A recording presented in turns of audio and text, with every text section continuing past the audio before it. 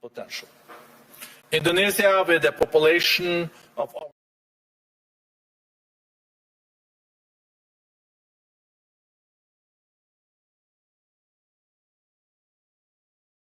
on a real growth path.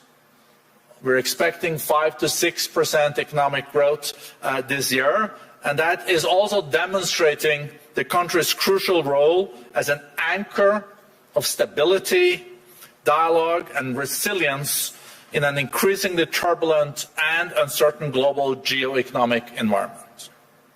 Once again, Mr. President, we're so delighted to have you here. Thank you for your leadership, and we're looking forward to seeing you also at the Ocean Impact Summit later this year. Welcome, Mr. President.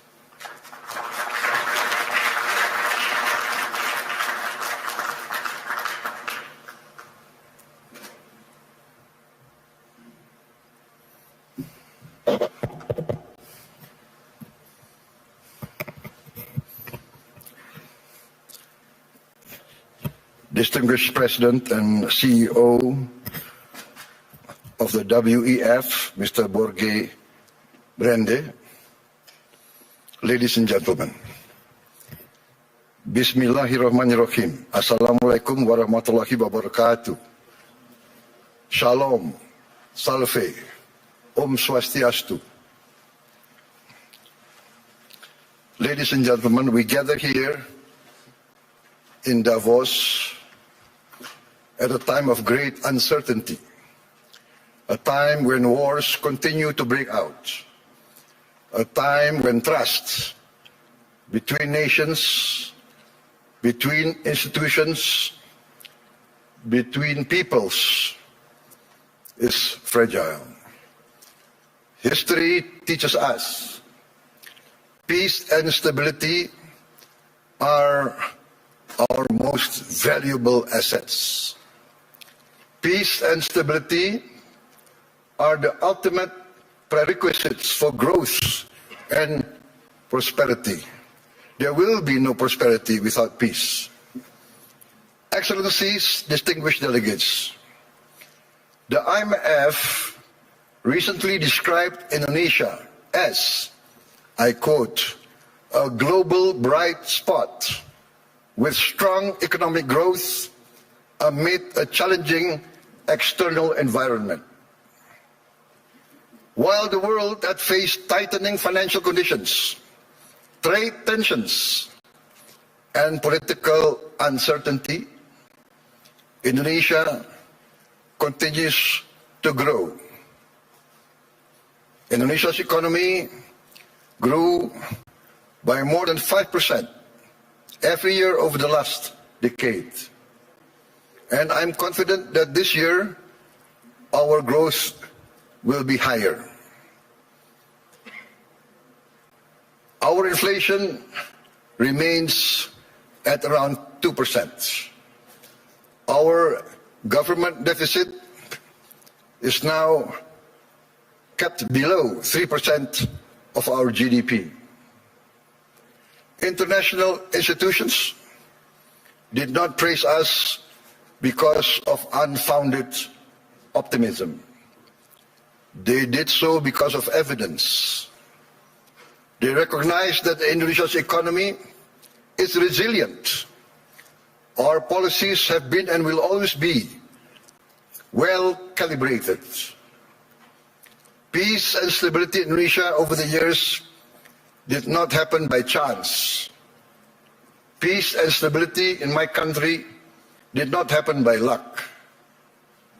It happened because we, Indonesia, have and will always continue to choose unity over fragmentation, friendship and collaboration over confrontation, and always friendship over enmity. Our credibility, hard-earned over many years, has been protected. Credibility once lost is very expensive to regain. Indonesia, in our history, has never once defaulted on our payments of our debt. Not once. Succeeding regimes always pay the debts of the preceding regime. Successive presidents will always honor the debts of the previous administration.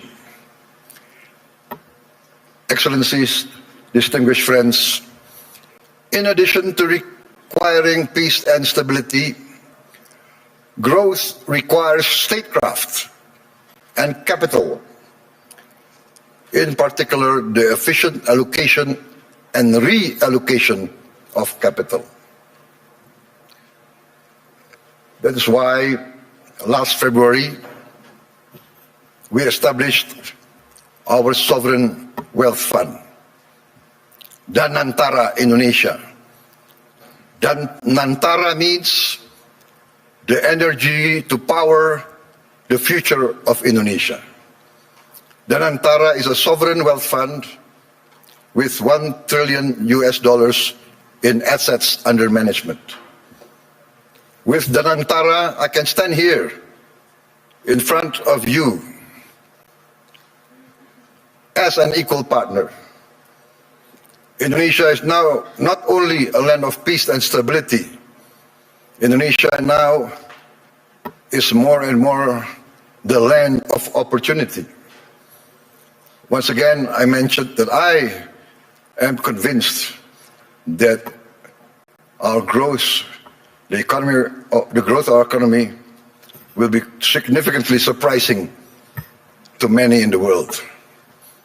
With the Danantara, Indonesia is now able to be your partners. We will co-invest and grow with you. The Danantara is established to finance and co-finance the industries of the future. We are determined to industrialize our country in a significant way. The industries of the future must be executed well and wisely. That is why we built the Danantara with strong oversight and institutional responsibility. And we try to find the best executives to direct the leadership of the Danantara. The Danantara now manages 1,044 state-owned enterprises. We are going to bring this down to around at most 300. We will rationalize, we will get rid of inefficiency. We want the best governance and the best management under international standards. I have allowed Danantara to recruit expatriates, foreign citizens, to be able to lead these companies. We want the best brains and the best minds in the world. This is, in fact, how we run Indonesia now. From our social programs to our efforts to downstream our natural resources, to our efforts to reach self-sufficiency in food and energy. All are now accompanied by strong oversight and capable leaders. In the first 2 months of my administration, we carried out a vigorous efficiency program. We saved $18 billion by stopping inefficient and dubious programs from our budget, and redirected these funds to projects that directly improve livelihoods and impact all of society. As a result, on January 6, 2025, we started our free nutritious meals program for pregnant and lactating mothers, infants, and all Indonesian children. On our first day, we started with 190 kitchens, serving 570,000 people per day. 570,000 meals per day. Today, in 1 year, we have achieved 21,102 kitchens serving nationwide. As of last night, we are producing 59.8 million meals for 59.8 million children, mothers, and elderly living alone. They receive these meals every day. To put this into context, in about a month's time, we will surpass McDonald's, 68 million meals a day.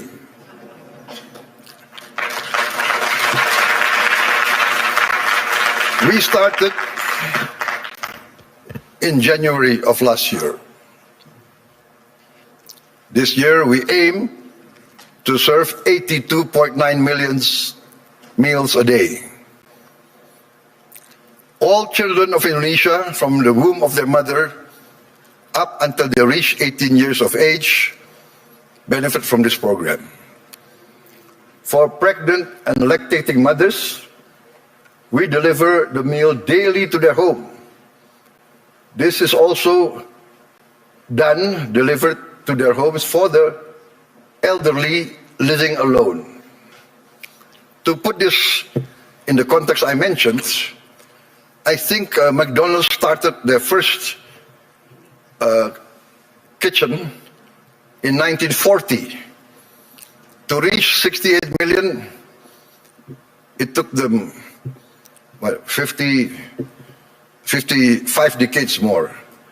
We will reach 82.9, I hope, by the end of December 2026. But my people say, no, sir, we will reach 82.9 before December. So hopefully we will achieve this. In addition to strengthening our children, our free meals strengthens our economy. More than 61,000 micro, small, and medium enterprises and cooperatives are now a part of this supply chain. We are creating more than 600,000 jobs just at the kitchens. At its peak, we are optimistic it will reach 1.5 million direct jobs with vendors, with suppliers. There will be another more than 1 million livelihoods embraced and improved.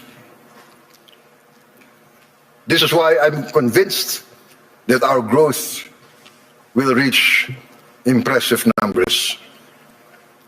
Our social policies must expand productivity and produce growth. Today, 70 million Indonesians receive free medical checkup, and they will receive free medical checkup once a year for the rest of their lives.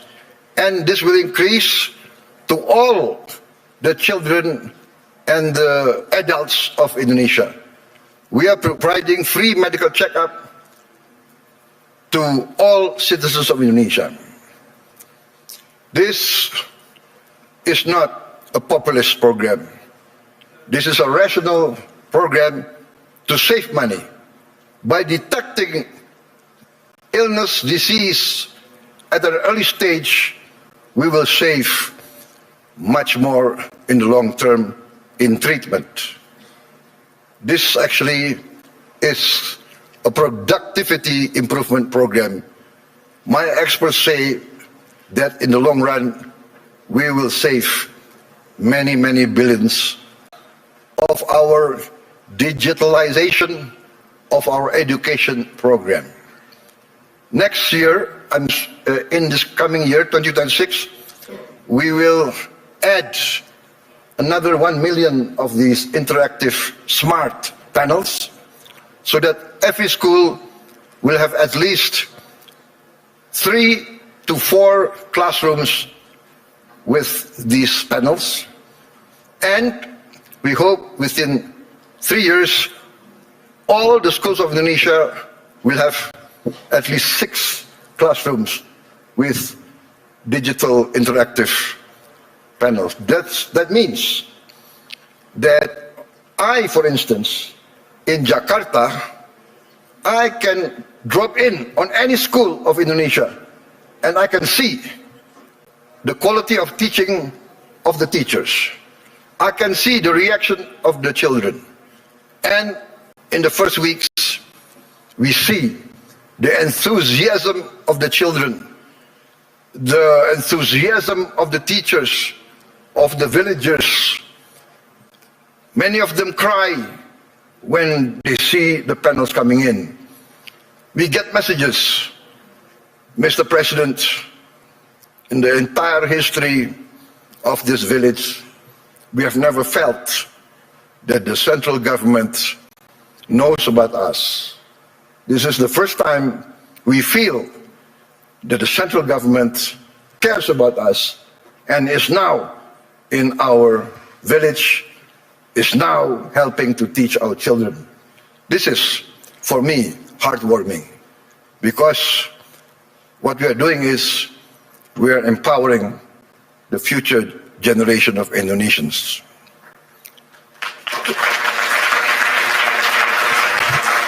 Why does this matter to global investors gathering here at the World Economic Forum?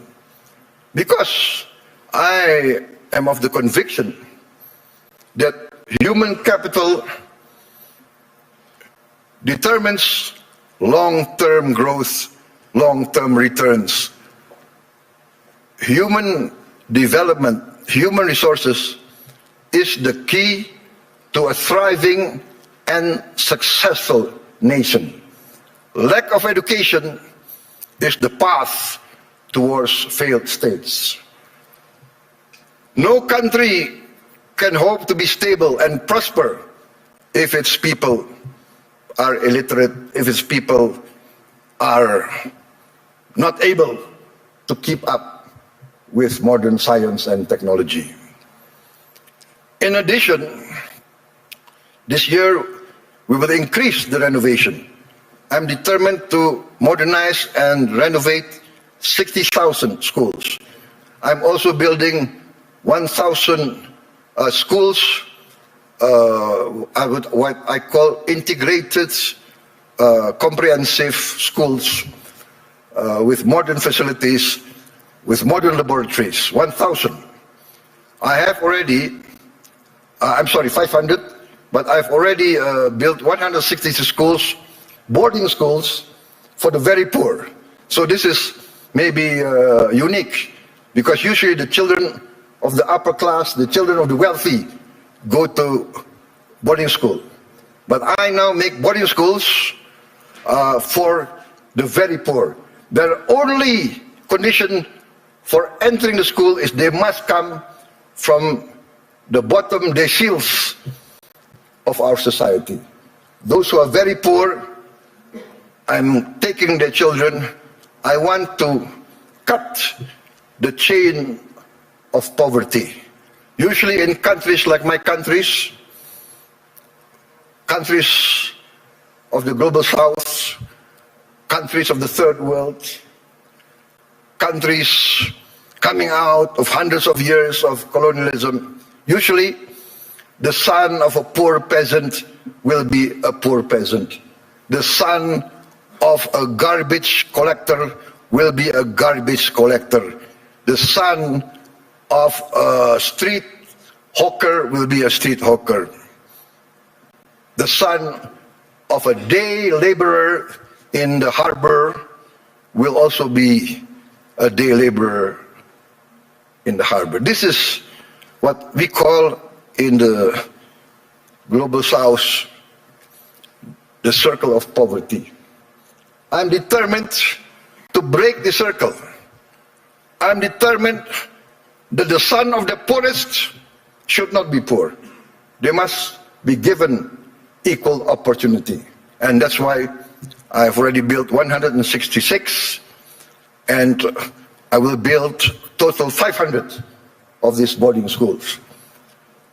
And another 500 not boarding schools, but centers of excellence to boost the other children who are brighter. Also, I've started 20 new boarding schools for the academically gifted. I'm also building 10 new universities, and I'm discussing and negotiating with the best universities of Europe, United Kingdom, and North America to twin them and to produce universities and campus of international standard. In addition, we are now in the process of building 83,000 cooperatives with 83,000 warehouses, 83,000 cold storage, 83,000 mini markets, 83,000 village drugstores selling generic medicine, and all subsidized goods direct to the villagers without intervention from too many middlemen.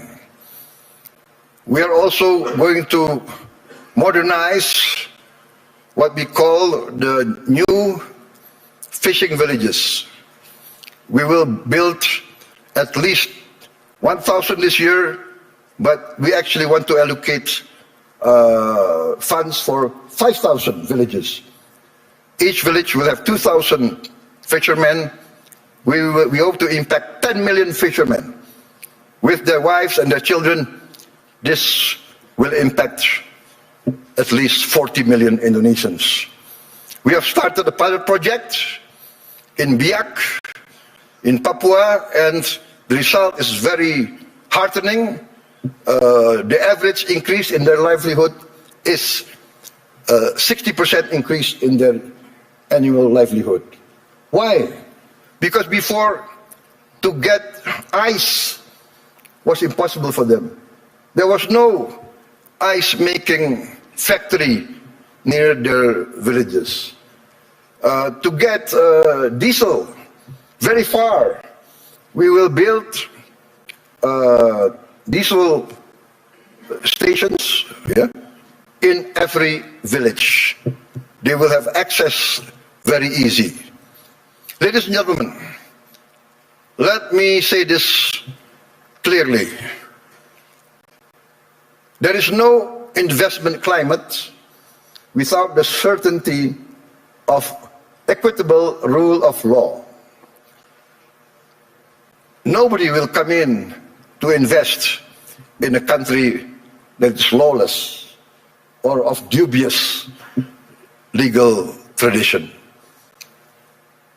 I am determined under my administration to ensure the rule of law. The rule of law must prevail over any vested interests. In 2025, Indonesia, as I promised, we will confront, and we have confronted corruption directly, firmly, and openly. As any person dealing with an illness, with a disease, we must have the courage to acknowledge the illness and disease that we suffer. We are determined directly to fight against this corruption. It's challenging. Not many people believe we can do it, but we have no choice. I have no choice. I have been inaugurated, I've been sworn in to uphold the Constitution and the rule of law. In my first weeks in government, we uncovered massive abuse in fuel and crude oil governance. In all sectors of the economy, we found illegality, illegal practices. In my first year of administration, we have already confiscated 4 million hectares of illegal plantations and illegal mines. It is amazing. I call this not free enterprise. I call this not the free market. I called it openly greedonomics, the economics of greed, the economics of rapacious practices. Maybe in many of your countries, there was a period like this, a period of the robber barons. I have confiscated 4 million hectares, but 2 days ago, I led a cabinet meeting by Zoom from London, and we decided to confiscate or to revoke the licenses of 28 corporations which had licenses over 1.01 million hectares. I revoked because we found them violating laws. They were building plantations on protected forests. This is a flagrant undermining of the rule of law. Perhaps these rapacious so-called entrepreneurs feel that they need not recognize the sovereignty of the Indonesian government. Or perhaps they feel they can buy all Indonesian government officials. I have reports that some of these people in their meetings say, oh, it's okay, there is no government official that cannot be bought. Well, I challenge them to try to buy officials for my administration. They will come to find themselves a big surprise. Combined with the 4 million hectares of illegal plantations already confiscated, we have, in fact, enacted the boldest, the most daring forest law enforcement effort in the history of Indonesia. We have closed, up to now, 1,000 illegal mines. But my staff, my people report to me, sir, there is at least another 1,000 or more. There could be as many as 666 corporations that violate the law. So I say, what can we do? We can only have the courage to enforce the law. There can be no compromise. There can be no turning back. My people demand this, and we are determined to serve our people in honesty. We are determined, I am determined to uphold my oath, defend the Constitution of my country, enforce the law of the land.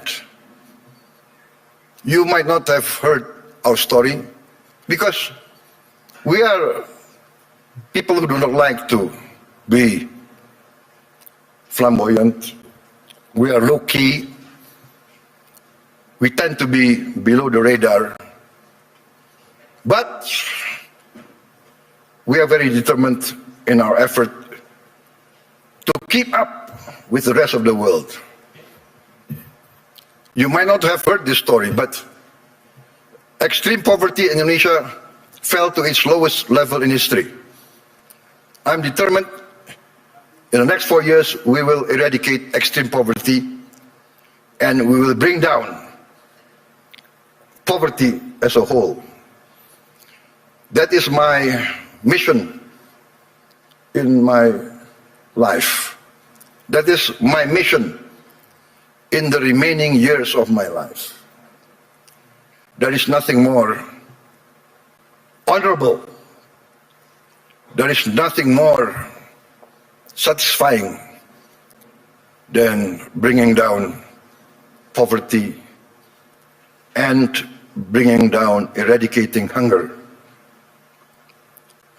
There is a saying I learned from my elders. One of my elders, very wise man, very honest political leader, he told me, Prabowo, the duty of a leader is very simple.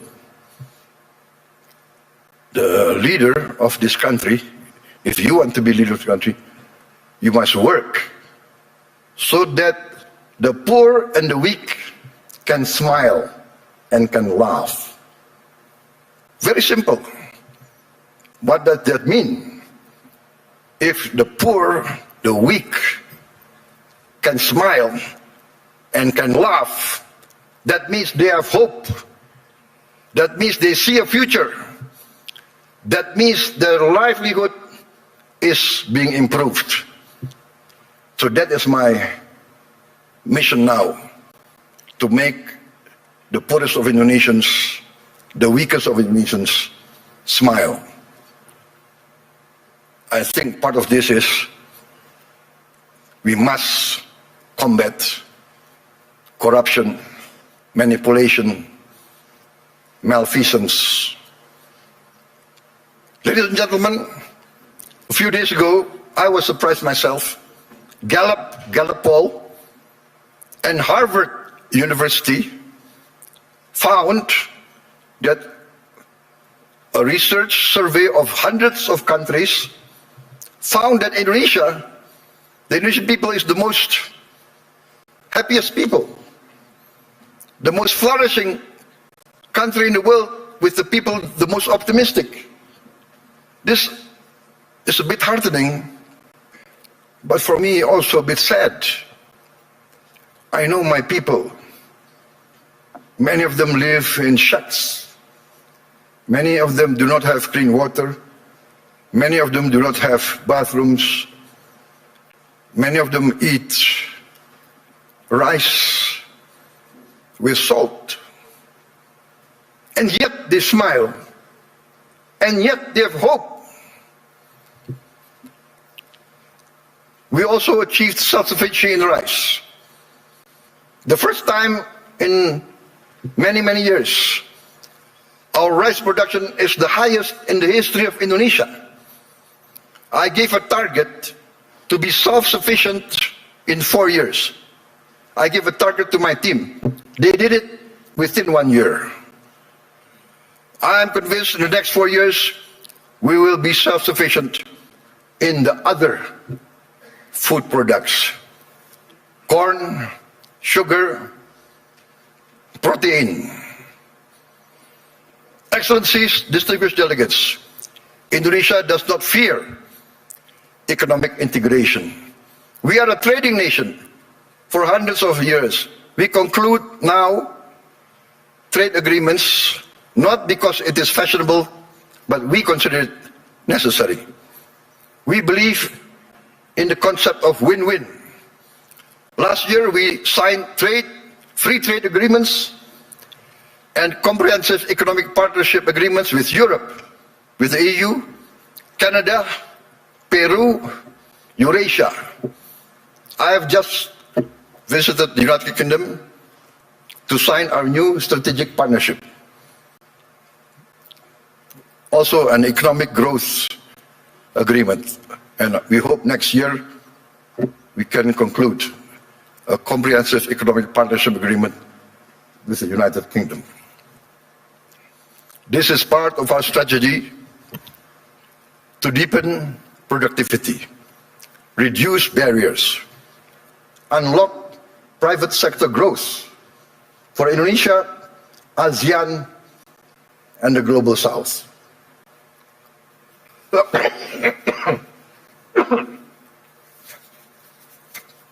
Excuse me. We believe that trade integration, when done fairly, is not a threat to sovereignty. We believe trade is a tool for prosperity. Indonesia has a clear vision. We are determined to become a modern country, integrated with the global economy, providing good quality of life for its citizens, living free of poverty and hunger. But we understand very well this cannot be achieved by slogans alone. It requires determination, good governance, clean government, free of corruption and malfeasance. And in the end, we must have efficient public administration. We must also enact a new culture in our bureaucracy. Our government must serve the general good and must not entrench itself in collusion with greedy and rapacious economic players.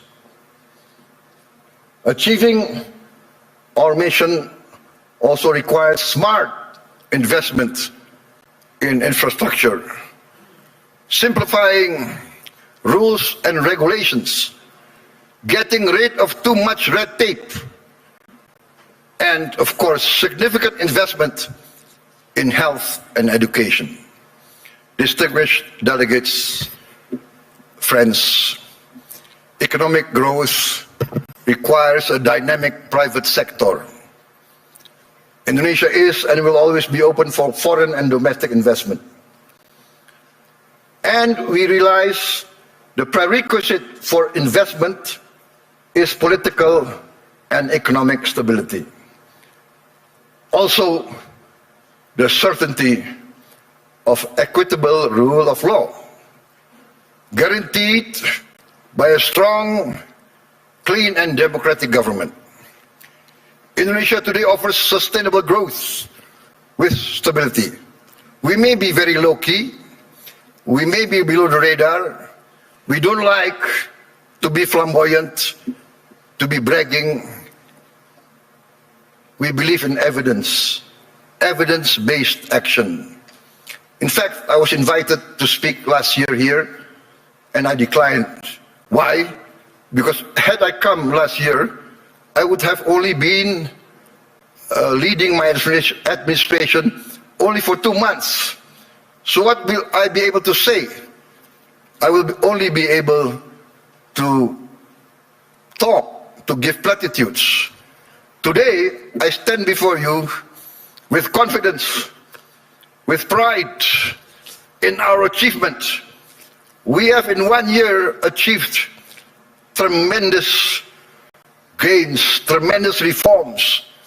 We have wiped away hundreds and hundreds of regulations that do not make sense, regulations that hinder fairness, that create the culture of corruption. Hundreds of regulations we have wiped out in 1 year. Ladies and gentlemen, peace and stability is a long and arduous program. But if you want to take something from my talk today, maybe it should be this. Indonesia chooses peace over chaos. We want to be a friend to all, an enemy to none. 1,000 friends too few for us, one enemy too many.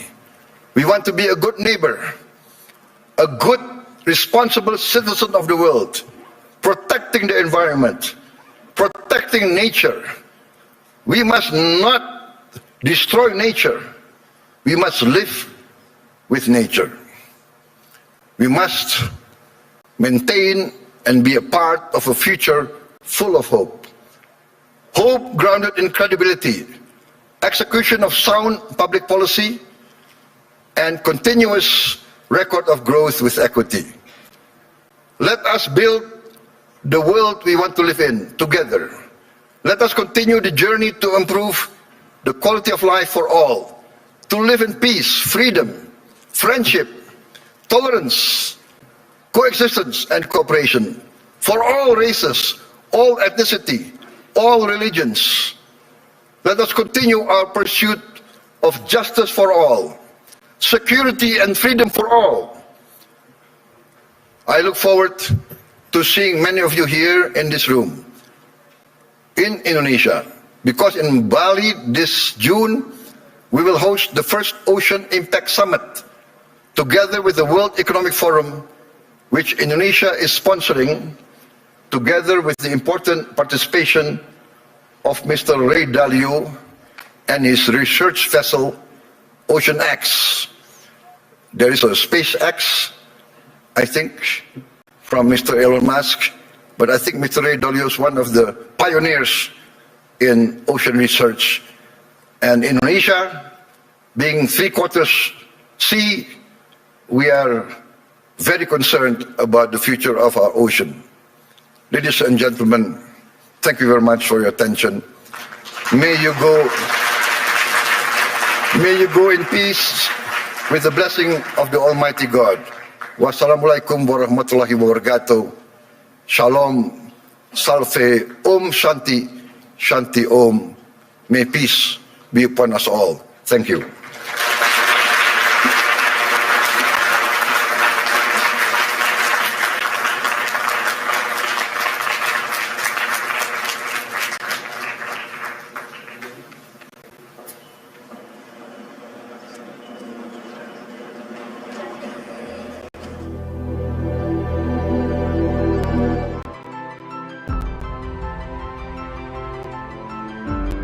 Karunia yang diberikan oleh Yang Maha Kuasa kepada kita sungguh sangat besar dan sungguh sangat beragam.